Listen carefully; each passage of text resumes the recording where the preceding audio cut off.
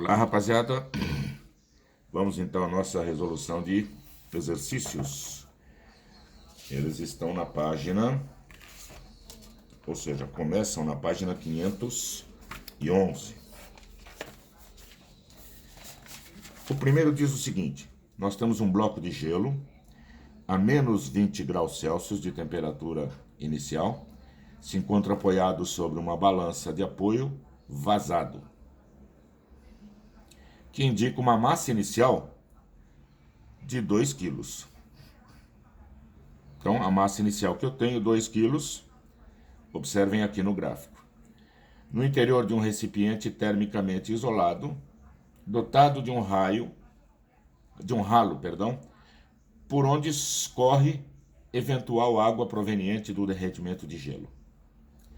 O gelo recebe calor diretamente de um aquecedor elétrico, observem ele na figurinha, de potência P. Considere que 80% dessa potência seja absorvida pelo gelo. Dado importantíssimo, somente 80% vai ser absorvida pelo gelo. O gráfico a seguir mostra a indicação da balança em função do tempo. Esse aqui é o gráfico. Vejam que ele é de massa em quilogramas pelo tempo. Cuidado, não tem nada de temperatura aqui. Então, eu tenho que entender o que esse gráfico está me dizendo. Que no início, eu tinha 2 kg de gelo. Correto?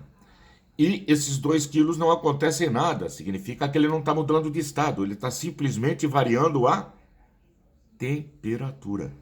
Porque ele vai de menos 20 até 0. Então, aqui a massa de gelo não muda. Aqui a massa começa a mudar. Vejam que ela cai de 2 kg para 1,8. Qual é o significado físico disso? 200 gramas de gelo viraram o quê? Água. Houve mudança de fase. Então, muito cuidado, que aqui eu tenho um calor o quê? Sensível, enquanto aqui eu tenho um calor latente. Muito cuidado, hein? Portanto, qual é o calor sensível? Quanto de calor que foi fornecido? mc delta θ. Qual é a massa? 2.000 gramas, está em quilo, já vou deixar em grama, porque o calor específico depois está dado em meia caloria por grau Celsius, veja no note e adote. E a temperatura final é 0, menos 20.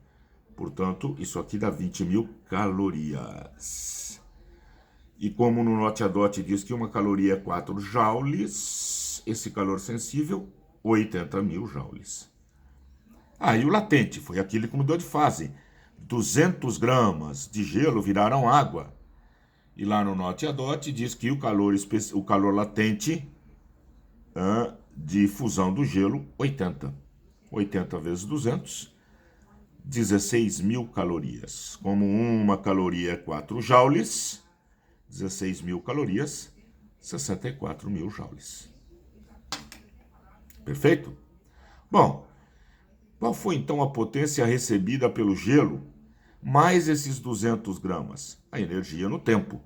Qual foi a energia recebida pelo gelo na forma de calor sensível? Para o quê? Variar a temperatura, e de calor latente para que 200 gramas mudem de fase.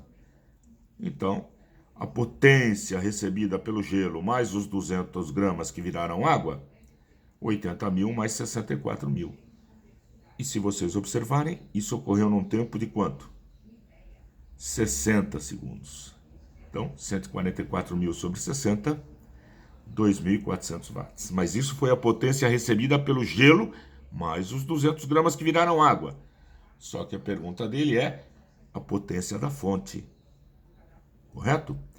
Então, isto aqui equivale a quanto? 80% da potência da fonte. Como é que eu escrevo isso matematicamente? 0,8 potência da fonte igual a potência da água, potência recebida pela água e gelo. Portanto, 0,8 PF, 2.400. Então, a potência da fonte, 3.000 watts. Tranquilo? O 2. O gráfico representa parte da curva de aquecimento de determinada massa de gelo, inicialmente a uma temperatura de menos 40, observem aqui no gráfico, até transformar-se em água líquida a 20. Agora sim nós temos um gráfico de quê? Temperatura por calor fornecido. As etapas 1, 2 e 3, indicadas, ocorrem em intervalos de tempo ΔT1, ΔT2, ΔT3, respectivamente. Considerando que a energia necessária para provocar essa transformação tenha sido fornecida por uma fonte térmica de potência constante, ou seja, a potência na etapa 1, na etapa 2 e na etapa 3 são iguais. Que todo o calor fornecido por essa fonte tenha sido absorvido pela massa que sofreu transformação. Que o calor específico do gelo vale meio, que o calor específico da água vale 1 e que o calor latente de fusão do gelo, 80 calorias por grama. É correto afirmar que, em relação ao tempo, então vamos lá, vamos interpretar cada uma das etapas. O que está ocorrendo na etapa 1? Variação de temperatura. Etapa 1, então, envolve um calor sensível, mc Δθ. Observem que ele não deu a massa m, então posso dar a resposta em função dela. Calor específico aqui, ele é gelo, sólido, meio. E a temperatura final, 0, inicial, menos 40. 0 menos menos 40, 40 vezes meio. Quanto foi a quantidade de calor absorvida pelo gelo na etapa 1? 20 m. Na etapa 2, 0 graus Celsius o tempo inteiro, não muda. O que está ocorrendo aqui? Mudança de fase. Portanto, calor latente, ml. M vezes o latente de fusão, que é dado no NOT e ADOT, 80 m.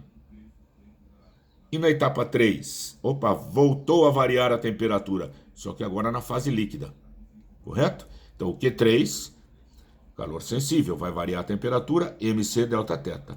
M, agora é a água, calor específico 1, e a variação de temperatura, 20 menos 0. Portanto, 20 m. Então, quanto vai valer a potência na etapa 1? Q1 sobre ΔT1, ou seja, 20 m sobre ΔT1.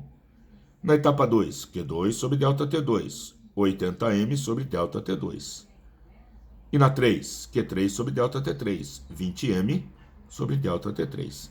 Mas como o problema diz, a potência da fonte é a mesma, então P1 igual a P2 igual a P3.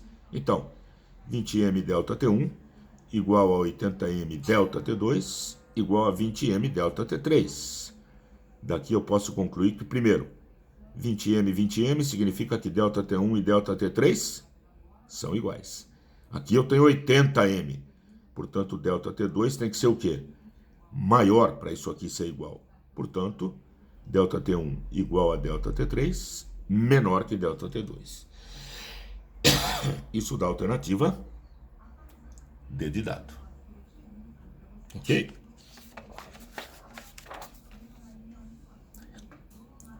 E o último, que é o 3, o que ele fala para nós?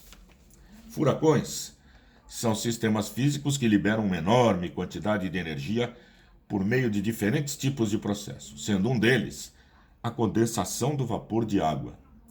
De acordo com o Laboratório Oceanográfico e Meteorológico do Atlântico, um furacão produz, em média, 1,1 centímetros de chuva, ou seja, a altura de água que cai equivale a 1,5 centímetros por dia, em uma região plana de 660 quilômetros de raio. Nesse caso, a quantidade de energia por unidade de tempo envolvida no processo de condensação do vapor de água é aproximadamente. Observem os dados que ele me dá no NOT e ADOT, manda usar pi3, o latente de vaporização do vapor. O que mais? Densidade da água, e um dia equivale a 8,6 vezes 10 a quarta segundos. Bom, a primeira coisa eu tenho que saber qual foi a massa de vapor que condensou. Para isso eu tenho que calcular qual foi o volume de vapor que se transformou em água. Uau! Tá aqui, ó. Volume. Como faz o papel de um cilindro? Área vezes altura. Área, πr², já que é circular. vezes a altura. Π ele mandou usar 3. Quanto é o raio?